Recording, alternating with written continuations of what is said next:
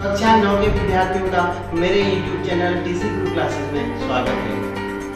Video प्रारंभ करने से पहले आप सभी से अनुरोध है, चैनल को सब्सक्राइब करें और बेल आइकन अवश्य दबाएं, जिससे आने वाले वीडियो की लिंक आपको प्राप्त होते रहे। कक्षा 9 प्रश्नावली 13.2 प्रश्न संख्या 4।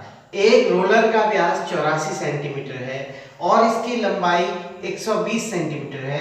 एक खेल के मैदान को एक बार समतल करने के लिए रोलर को 500 चक्कर लगाने पड़ते हैं। खेल के मैदान का क्षेत्रफल ज्ञात कीजिए।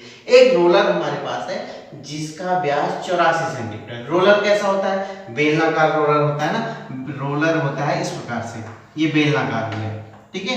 ये बेलनाकार रोलर है और इसका व्यास हमको दिया गया है 84 सेंटीमीटर। व्यास मतलब यहाँ से यहाँ तक की दूरी दी रखी है 84 सेंटीमीटर, ये व्यास हो गया। और रोलर की ऊंचाई अर्थात लंबाई दे रखी है 120 सेंटीमीटर। 120 सेंटीमीटर दे रखी है ये। तो हमको निकालना क्या है? हमको निकालना मैदान का क्षेत्रफल।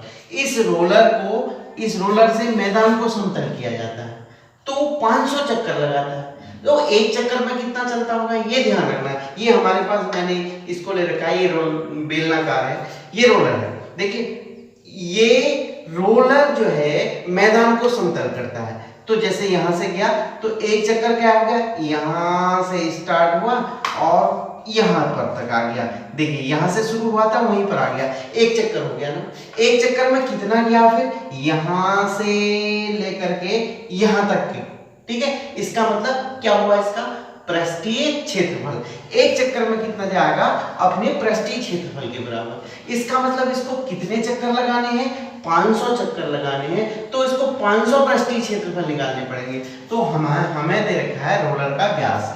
रोलर का व्यास लिख लेंगे हम। रोलर का व्यास बराबर है 84 सेंटीमीटर। 84 सेंटीमीटर। तो त्रिज्या निकाल लेंगे।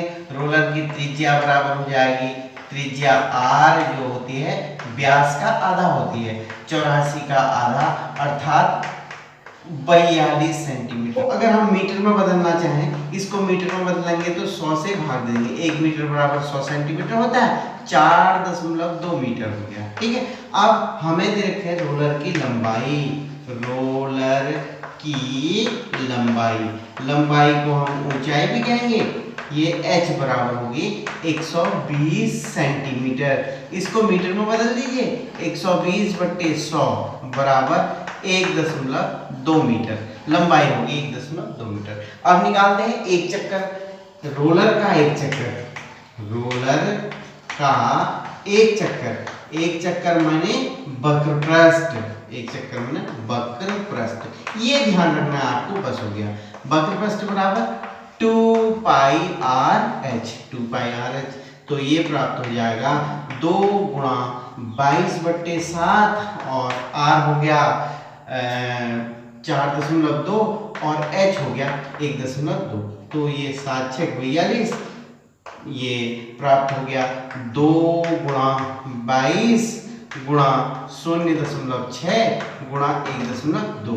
इनको आपस में गुणा कर लीजिए। ये प्राप्त होता है 3.168 वर्ग मीटर। इसको गुणा करके प्राप्त हुआ 3.168 वर्ग मीटर। अर्थात रोलर का एक चक्कर बराबर 3.168 वर्ग मीटर। हमको कितने निकालने हैं? 500 चक्कर निकालने हैं। रोलर के 500 चक्कर, हमें 500 चक्कर निकालने हैं। रोलर के 500 चक्कर बराबर 500 गुणा वक्र पृष्ठ। 500 गुणा एक चक्कर अर्थात वक्र पृष्ठ। ये क्या था? 500 गुणा 3.168। तो 5 से गुणा कर दीजिए। 5 × 40, 5 × 30, 4 × 34, 5 × 5 और 3 8, 5 × 15। तो 2 0 आगे आ गई। ये 1584 वर्ग मीटर। 1584 वर्ग मीटर 500 चक्कर में होता है। अर्थात उस खेत का क्षेत्रफल, हमें खेत का क्षेत्रफल निकालना है। खेत का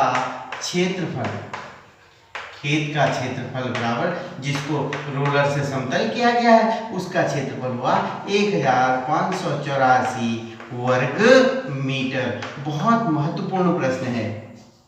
प्रश्न 5, किसी बेलनाकार स्तंभ का व्यास 50 सेंटीमीटर है और ऊंचाई 3.5 मीटर है। रुपया 12 रुपये 50 पैसे प्रति वर्ग मीटर की दर से स्तंभ के वक्र पृष्ठ पर पेंट करवाने का व्यय ज्ञात कीजिए। बेलनाकार स्तंभ है, ऐसा ये खंभा है, बेलनाकार खंभा, ठीक है। इसके वक्र पृष्ठ पर अर्थात इसके चारों ओर क्या करना है, पेंट करना है। तो हम वक्र पृष्ठ निकालेंगे, बेलन का वक्र पृष्ठ निकालेंगे और बेलन का व्यास दे रखा हमको, बेलन का व्यास, बेलनाकार स्तंभ माने होता है खंभा है, बेलनाकार स्तंभ का व्यास है, ये दिया हुआ है 50 सेंटीमीटर।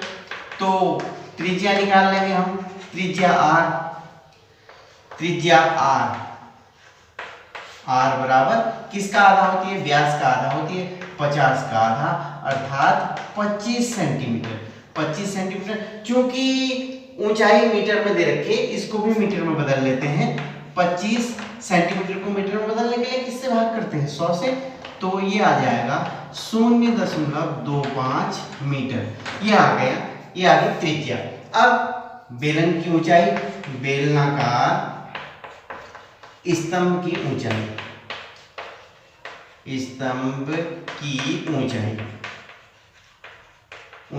h या उसे लंबाई भी कहते हैं, ये है 3.5 मीटर दी हुई है, 3.5 मीटर, ठीक है। हमें निकालना वक्र पृष्ठ, स्तंभ का वक्र पृष्ठ जिसमें पेंट करना है, स्तंभ का वक्र पृष्ठ ये है, ये प्राप्त होता है। वक्र पृष्ठ का सूत्र आपको मालूम है, 2 पाई r h। तो 2 गुणा 22/7, r है 0.25 और h है 3.5। तो 7 से 3.5 बार गुणा हो गया, ये 2 गुणा 22 44, 44 गुणा 0.25 गुणा 0.5। तो इस प्रकार गुणा करके ये प्राप्त होता है 5.5 वर्ग मीटर। अब हमें निकालना है स्तंभ में पेंट करवाने का व्यय,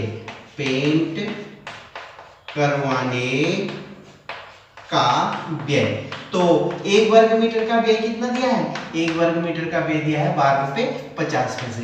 12 रुपये 50 पैसे से गुणा कर देंगे 5.5 वर्ग मीटर को, ये गुणा करके आता है 68.75। अर्थात जो खर्च होगा पेंट करवाने का, वक्र पृष्ठ में पेंट करवाने का खर्च होगा वो होगा 68 रुपये 75 पैसे। वीडियो को ध्यान से देखने का आभार। अपने सुझाव कमेंट बॉक्स में अवश्य दीजिएगा।